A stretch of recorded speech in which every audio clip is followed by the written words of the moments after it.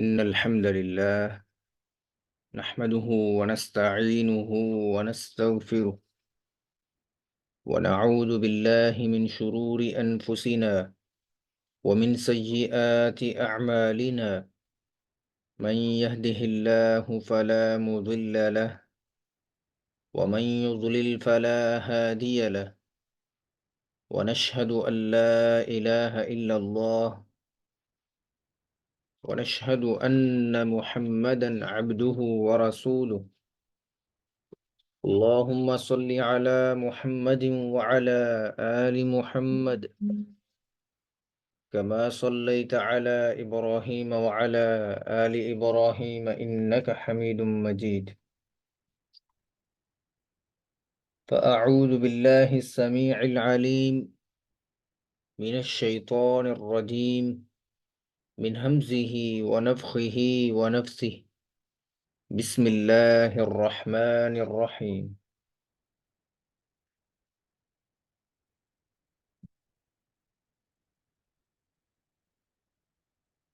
ولقد يسرنا القرآن للذكر فهل من مدكر.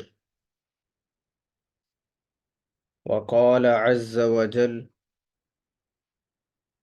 شهر رمضان الذي أنزل فيه القرآن هدى للناس وبينات من الهدى والفرقان، فمن شهد منكم الشهر فليصم، ومن كان مريضا أو على سفر فعدة من أيام أخر، يريد الله بكم اليسر ولا يريد بكم العسر، ولتكملوا العدة ولتكبروا الله على ما هداكم ولعلكم تشكرون.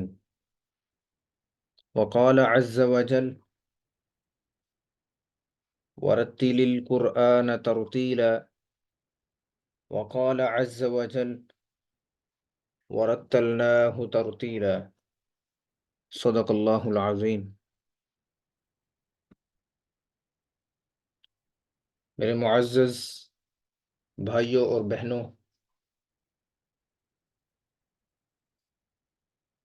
سب سے پہلے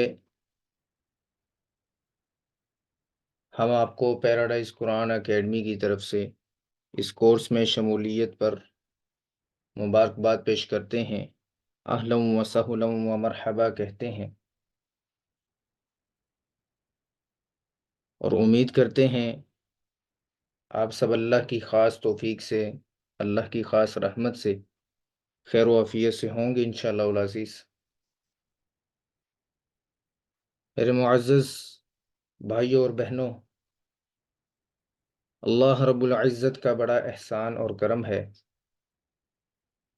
کہ جس اللہ نے ہمیں ایک بار پھر رمضان المبارک جیسے بابرکت مہینے سے لطف اندوز اور مستفید ہونے کا موقع فراہم کیا ہے،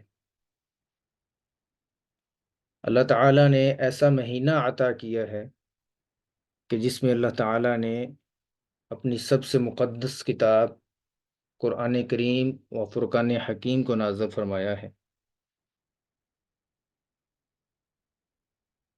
ایسا مہینہ کہ جس میں اللہ تعالیٰ نے ایک ایسی رات رکھی ہے جس کی ہر عبادت، چاہے وہ قیام ہو، قرآن کی تلاوت ہو، ذکر و اذکار ہوں، صدقہ و خیرات ہوں، تمام عبادات 1000 مہینے کی راتوں سے افضل ہیں۔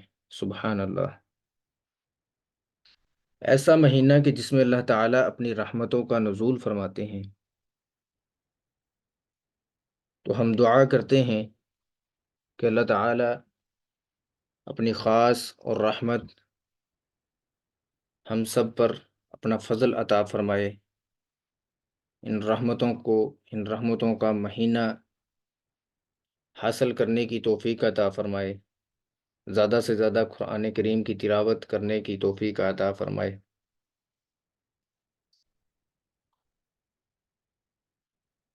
تو سب سے پہلے میں آپ سب بہن بھائیوں سے گزارش کروں گا کہ آپ اپنی آواز وغیرہ چیک کر لیجئے کہ اگر کسی بہن اور بھائی کا کوئی مسئلہ ہے آواز کا تو وہ ہمیں کنفرم کر دیں تاکہ ان کا جو ہے وہ حل کیا جا سکے۔ تو پھر ہم باقاعدہ جو ہے وہ اپنے اسباق اپنی کلاس کا آغاز کرتے ہیں، اور ساتھ میں آپ نے ایک اور بھی کام کرنا ہے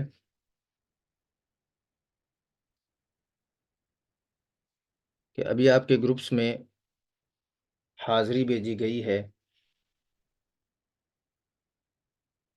آپ کا جو واٹس ایپ گروپ ہے تجوید القرآن کورس کے نام سے، جو خواتین کا گروپ ہے اس میں تجوید القرآن کورس بیچ 3 ہے، اور جو مردوں کا ہے اس میں مرد بھی لکھا ہوا ہے تجوید القرآن کورس مرد بیچ 3۔ تو اس میں آپ جائیں اور اپنی حاضری لگا لیجئے۔ وہاں پہ پریزنٹ اور ابسنٹ لکھا ہوا ہے، تو آپ نے پریزنٹ پہ کلک کرنا ہے اگر آپ حاضر ہیں کلاس میں۔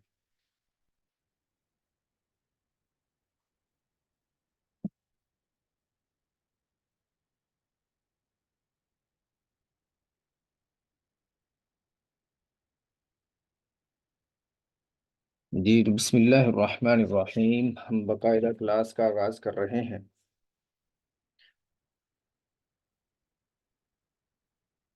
آج کی ہماری یہ کلاس تجوید کے حوالے سے اور اس کے انٹروڈکشن کے حوالے سے ہوگی انشاءاللہ العزیز، اور ہم کوشش کریں گے کہ آج کی کلاس میں کچھ نہ کچھ قواعد بھی سیکھ لیں، لیکن سب سے پہلے انٹروڈکشن ضروری ہے تاکہ آپ کو علم ہو کہ تجوید کیا چیز ہے، کیا علم ہے، یہ سیکھنا کیوں ضروری ہے۔ اس کورس کو جس کورس کو ہم نے جوائن کیا ہے، جس کا نام تجوید القرآن کورس ہے، اس کورس کو کرنے کا مقصد کیا ہے، تو اس حوالے سے انشاءاللہ العزیز چند گزارشات میں آپ کے سامنے رکھوں گا۔ میرے معزز بھائی اور بہنوں، سب سے پہلے جو ٹاپک آتا ہے کہ تجوید کیا ہے، تو اس کو ہم سمجھیں گے، اس کے بعد انشاءاللہ ترتیب وائز ہم جو ہے وہ اپنے اسباق کا جو ہے وہ ترتیب سے ان کو آگے بڑھائیں گے۔ تو سب سے پہلے تجوید کیا ہے؟ تجوید کے لغوی معنی کیا ہیں؟ تجوید کے لغوی معنی ہیں تحسین، یعنی خوبصورت کرنا، کہ قرآن کریم کو جب ہم پڑھتے ہیں تو اگر ہم تجوید کے بغیر پڑھیں گے تو اس میں بہت ساری ایسی چیزیں ہوتی ہیں جس کی وجہ سے نعوذ باللہ ہمیں گناہ مل رہا ہوتا ہے۔ تو اس حوالے سے بھی انشاءاللہ العزیز ہم سمجھیں گے کہ وہ کون سی چیزیں ہیں جس کی وجہ سے ہم قرآن کریم کی جب تلاوت کر رہے ہوتے ہیں ہمیں اندازہ نہیں ہوتا، لیکن ان کی بہت بڑی غلطی ہونے کی وجہ سے قرآن کریم کو ریڈ کرنے کے حوالے سے وہ ہمارے نامہ اعمال میں گناہ لکھا جا رہا ہوتا ہے۔ لیکن آج کے دور میں ہر کسی کو پتہ ہے، ہر کوئی بخوبی علم رکھتا ہے کہ تجوید کے بغیر قرآن کریم کو پڑھنا ناممکن ہے، خاص طور پہ جو عجمی لوگ ہیں۔ اب عجمی کن کو کہا جاتا ہے؟ عجمی ان لوگوں کو کہا جاتا ہے جن کی زبان عربی نہ ہو۔ عربی کے علاوہ جتنی بھی زبانیں ہیں جو دوسرے ملک ہیں جن میں عربک نہیں جو ہے وہ بولی جاتی یا ان کی مادری زبان عربی نہیں ہے، تو ان کو عجمی کہا جاتا ہے۔ تو عجمی لوگ جو ہیں وہ تجوید پڑھنے کے بغیر قرآن کریم کو صحیح نہیں پڑھ سکتے۔ تو اس لیے ہمیں یہ علم سیکھنا ضروری ہے تاکہ ہم قرآن کریم کی تلاوت اس طرح سے کر سکیں جس طرح اس قرآن کا تلاوت کرنے کا حق ہے، جس طرح اللہ تعالی ہم سے چاہتے ہیں۔ تو ابھی ہم پڑھتے ہیں انشاءاللہ العزیز اسی حوالے سے۔ تو سب سے پہلے جو ہم نے تجوید کا لغوی معنی پڑھا جو کہ تحسین کے ہے، یعنی خوبصورت کرنا، کہ الفاظ کو ان کی ادائیگی کے مطابق پڑھنا، اپنی ادائیگی درست کرنا اور خوبصورت لہجے میں پڑھنا، تو یہ ہے تجوید کا معنی۔ تو تجوید کا اصطلاحی معنی کیا ہے؟ یعنی ہر حرف کو اس کا حق ادا دینا، ہر حرف کو اس کا حق دینا۔ اب ہر حرف کو اس کا حق کیسے دیا جاتا ہے؟ جیسا کہ قرآن کریم میں 29 حروف ہیں الف سے لے کے یا تک، جن کا نام حروف تہجی ہے۔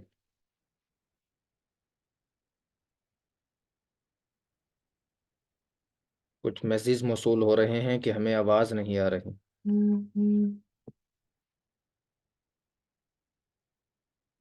آپ میں سے کوئی بہن اور بھائی کنفرم کر دیں کہ آپ کو آواز آ رہی ہے میسیج باکس کے ذریعے۔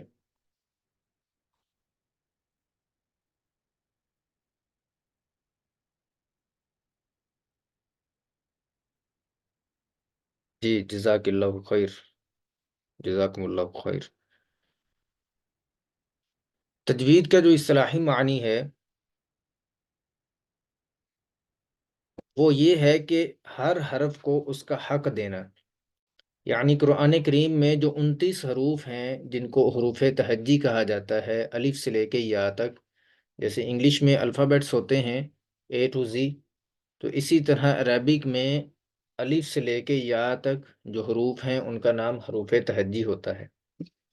اصل میں انہی حروف کو ملا کر، انہی حروف کو جوڑ کر قرآن کریم جو ہے وہ بنایا گیا ہے۔ قرآن کریم اسی حوالے سے بنا ہے، ان حروف کو آپس میں ملا کر انہی حروف سے قرآن کریم ہم پڑھتے ہیں۔ اگر انہی حروف کی ادائیگی ہم بہتر بنا لیں، اپنی ادائیگی سیٹ کر لیں، اپنے مخارج درست کر لیں۔ اب مخارج کیا ہیں اس حوالے سے بھی انشاءاللہ العزیز میں آپ کو بتاتا ہوں۔ تو سب سے پہلے جو ہم پڑھ رہے ہیں وہ ہے حرف کو اس کا حق دینا۔ اس کا حق یہ ہے کہ اس کی جو اصل آواز ہے اس کے مطابق پڑھا جائے۔ جیسے انگلش میں یا ہر زبان، جو بھی دنیا میں زبانیں ہیں، تو ہر زبان میں ایسے ہے کہ اس کے جو الفابیٹس ہیں جس کے ذریعے سے وہ زبان بنی ہے، جو لینگویج اس کو بناتے ہیں، اس کے حرف ادا کرتے ہیں آپس میں ملا کر جوڑ کر، تو ان میں سے ہر لفظ کی، ہر حرف کی اپنی ایک آواز ہوتی ہے۔ اگر اس آواز کو آپ بدل دیں گے، چینج کر دیں گے، تو اس کے معانی اور مفہوم بھی بدل جاتے ہیں۔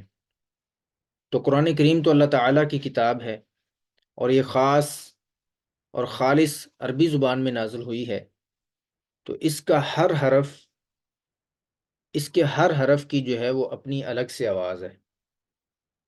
اگر ہم کسی حرف کی آواز کو چینج کر دیں گے، اس کی آواز کو بدل دیں گے، تو یہ ہے کہ اس حرف کا حق ادا نہ کرنا۔ اور اس حرف کا حق یہ ہے کہ اس کی اصل جو آواز ہے، جو اس کا ریئل ساؤنڈ ہے، جو اس کی ریئل وائس ہے، اس کے ذریعے پڑھا جائے، تو پھر اس کا حق ادا ہوتا ہے۔ اس حوالے سے آپ کو کچھ مثالیں بھی دی جائیں گی کہ قرآن کریم میں آواز بدلنے سے، یعنی حرف کو چینج کرنے کی وجہ سے، حرف کی آواز بدلنے کی وجہ سے قرآن کریم میں کیا تبدیلیاں آتی ہیں۔ حرف کا حق یہ ہے کہ حروف کو اس کے صحیح مخرج سے ادا کیا جائے، کہ حرف کو اس کے صحیح مخرج سے ادا کیا جائے۔ اب مخرج کیا ہے؟ مخرج عربی کا لفظ ہے، اس کا مطلب ہوتا ہے نکلنے کی جگہ۔ جس جگہ سے ہم حرف کو ادا کرتے ہیں، حرف کو نکالتے ہیں، یعنی ہماری گردن سے لے کے ہمارے منہ تک کا حصہ جو ہے، یہ سارے کا سارا مخرج ہے، جہاں سے ان الفاظ کی ہم ادائیگی کرتے ہیں، ان کو پروناؤنس کرتے ہیں، تو اس کو مخرج کہا جاتا ہے۔ جہاں سے ہم آواز کو نکالتے ہیں، ان حروف کے ساؤنڈ کو نکالتے ہیں، اس کو مخرج کہا جاتا ہے۔ اور اس کی صفات کو ادا کیا جائے، یعنی اس کو خوبصورت طریقے سے پڑھا جائے۔ مخرج کہ جس جگہ سے اس حرف کی آواز نکالنی ہے وہ بھی آپ کا بہتر ہونا چاہیے، اور اس کی جو ادائیگی ہے، جو پروناؤنس کرنے کا طریقہ ہے، وہ بھی سب سے اچھا ہونا چاہیے۔ تو یہ ہے تجوید کا لغوی اور اصطلاحی معنی۔ تجوید کی اہمیت۔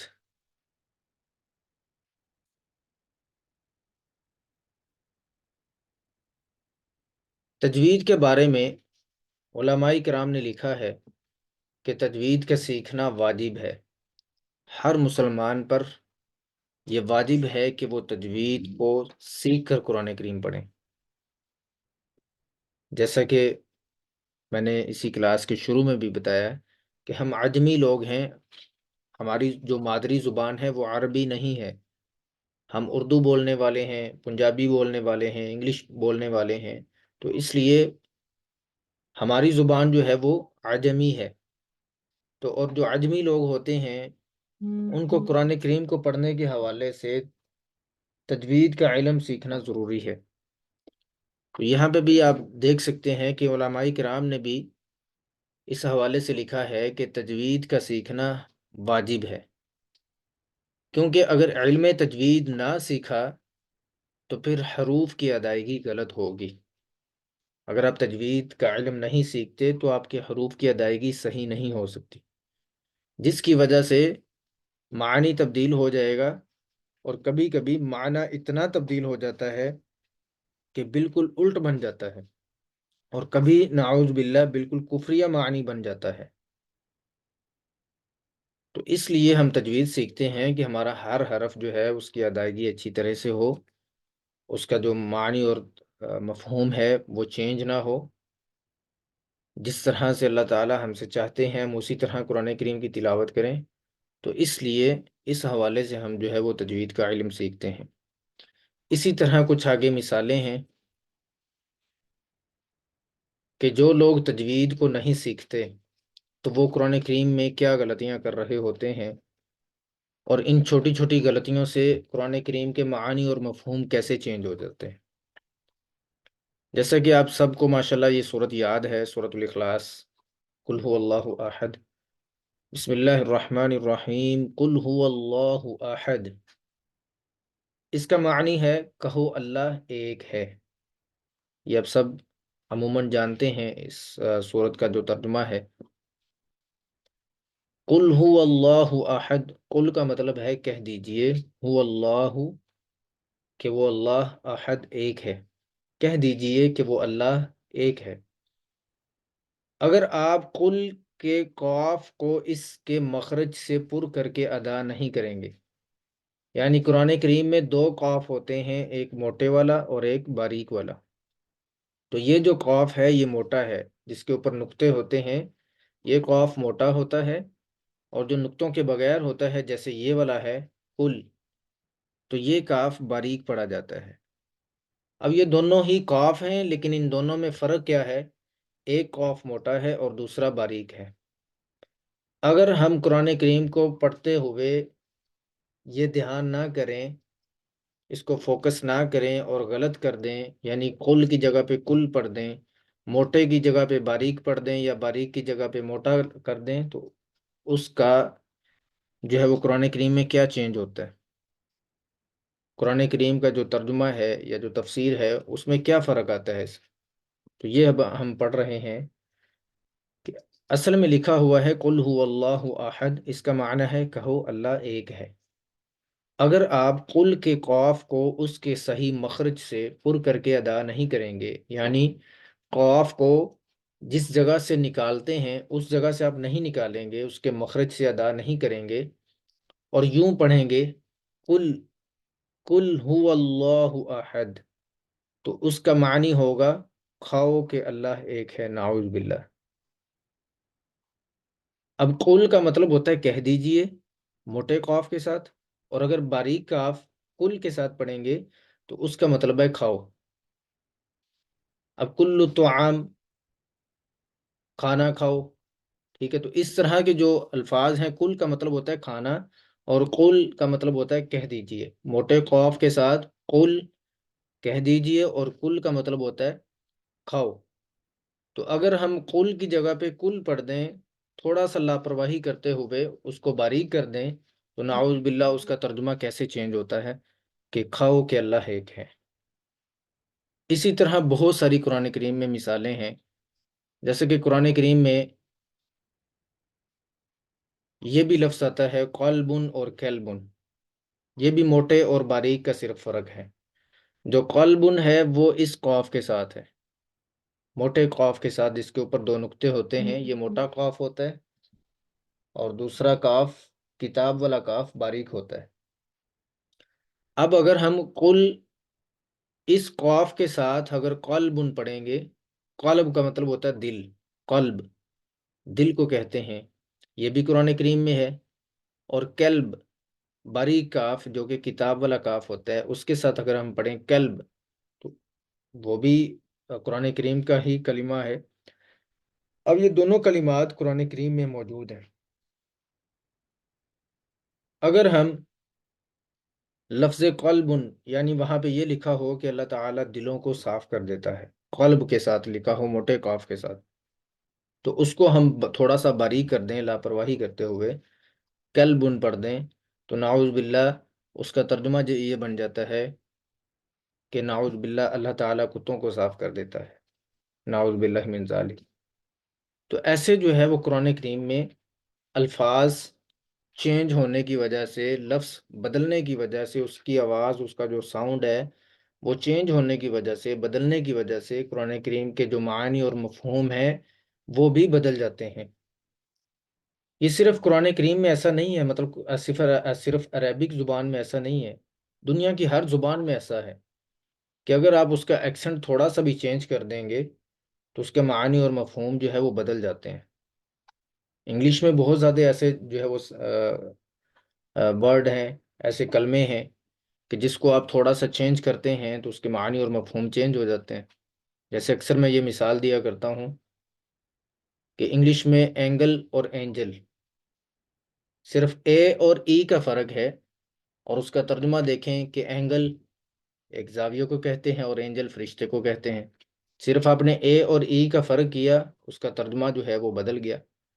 تو اسی طرح ہر زبان میں اس کا ایک حرف جو اس کا ریئل ورڈ ہے، کلمہ ہے، اس کو جب آپ بدلیں گے، اس کی آواز چینج کر دیں گے تو اس کے معنی اور مفہوم بھی بدل جاتے ہیں۔ حقیقتاً میں اگر آپ دیکھیں، اگر آپ اس چیز کو سمجھیں تو الفاظ ہی سے معانی پیدا ہوتے ہیں۔ جو بھی آپ لفظ بولتے ہیں، سننے والا، سمجھنے والا آپ کے الفاظ میں ہی سے اس کے معانی اور مفہوم کو سمجھ رہا ہوتا ہے۔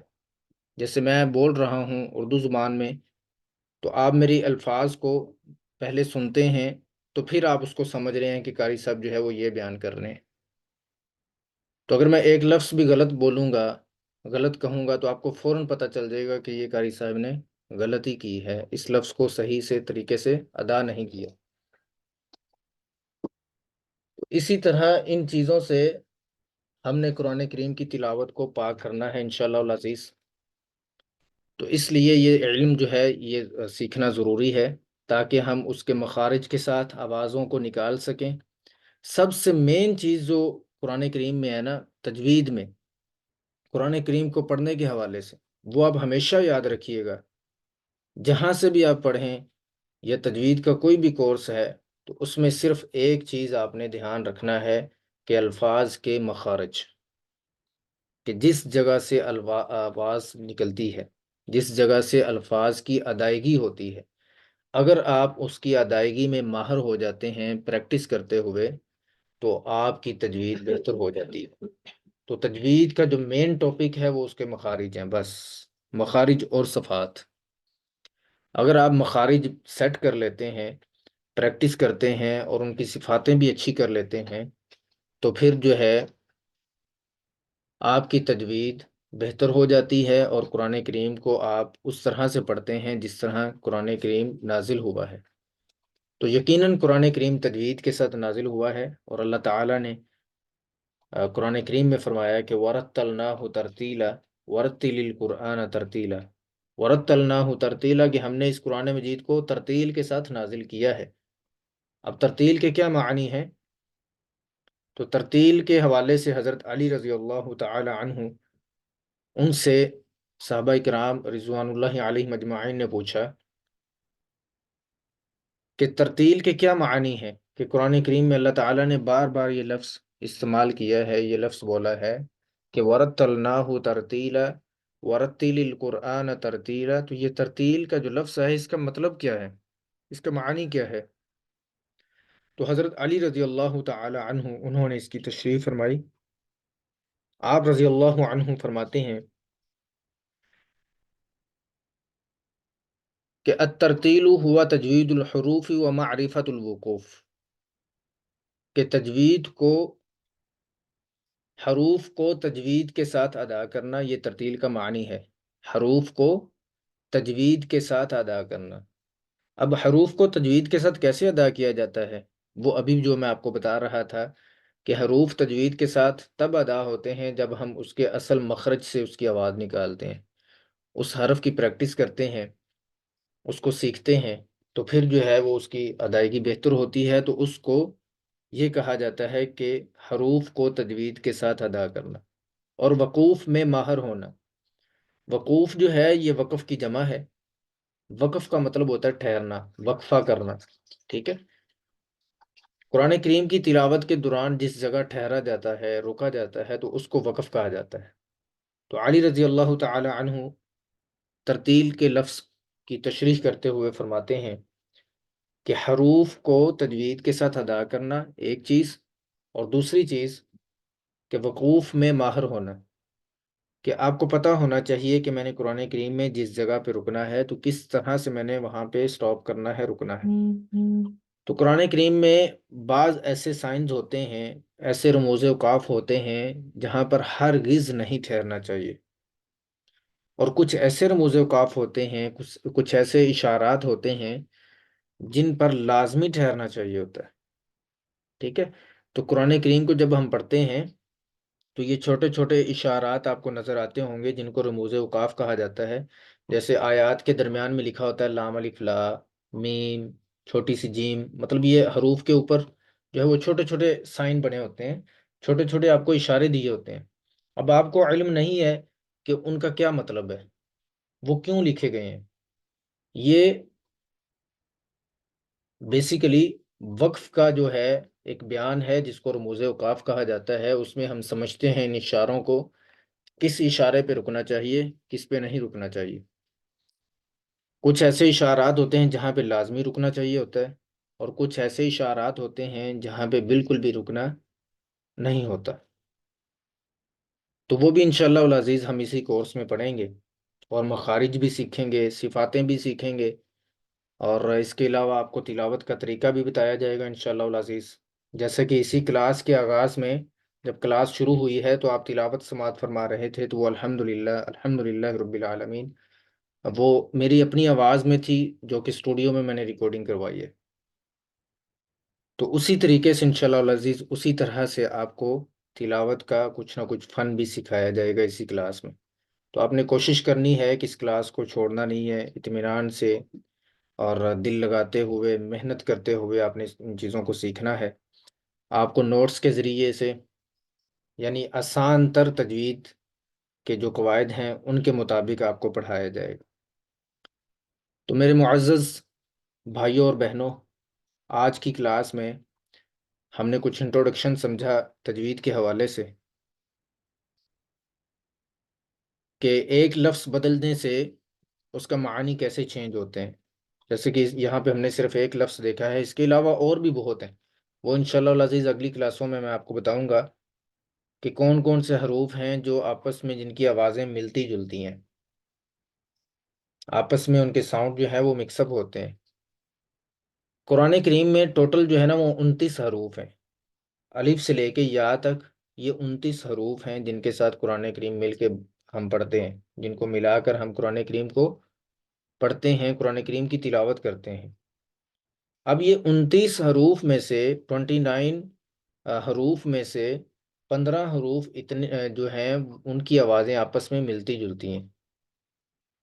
29 حروف میں سے 15 حروف ایسے ہیں جن کی آوازیں آپس میں ملتی جلتی ہیں، اور ان میں ہم نے کیسے فرق کرنا ہے، ان کے قواعد کے مطابق، ان کے رولز کے مطابق۔ جیسا کہ جن حروف کی آپس میں آوازیں ملتی ہیں وہ یہ ہیں، سب سے پہلے تا اور طوا، الف با تا، یہ جو تا ہوتا ہے، اور دوسرا طوا ضوا۔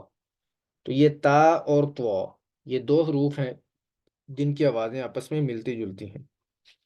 تو یہاں میں آپ کو واضح بھی کر دیتا ہوں کہ کون سے حروف ہیں، تاکہ آپ کے لیے سمجھنا مزید آسانی ہو جائے۔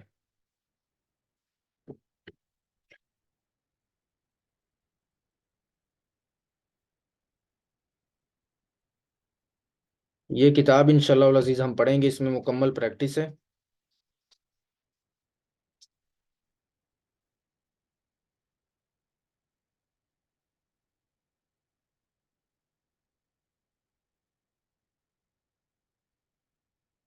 جی، تو اس میں یہ لکھا ہوا ہے متشابہ الصوت حروف، یعنی ایسے حروف کہ جن کی آوازیں آپس میں ملتی جلتی ہیں۔ متشابہ کہتے ہیں ملتی جلتی، الصوت آواز کو کہتے ہیں، اور حروف حرف کی جمع ہے، یعنی ایسے حروف کہ جن کی آوازیں آپس میں ملتی جلتی ہیں، اور وہ یہ ہیں۔ یہ تقریباً 15 حروف بنتے ہیں جن کی آوازیں آپس میں ملتی جلتی ہیں۔ 29 حروف میں سے 15 حروف ایسے ہیں جن کی آوازیں آپس میں ملتی جلتی ہیں۔ ہم نے قواعد کے ذریعے انشاءاللہ العزیز ان میں فرق کرنا ہے۔ تو سب سے پہلے ہے حمزہ اور عین۔ حمزہ اور عین کی آوازیں آپس میں ملتی جلتی ہیں۔ دوسرے نمبر پہ ہے تا اور طوا، ان دونوں کی آوازیں آپس میں ملتی جلتی ہیں۔ نمبر 3 پہ ہے ثا، سین اور صاد، یہ 3 حروف ہیں جن کی آوازیں آپس میں ملتی جلتی ہیں۔ نمبر 4 پہ ہے ہا اور ہا، ان دونوں کی آوازیں آپس میں ملتی جلتی ہیں، یعنی ان کے مخارج الگ الگ سے ہیں۔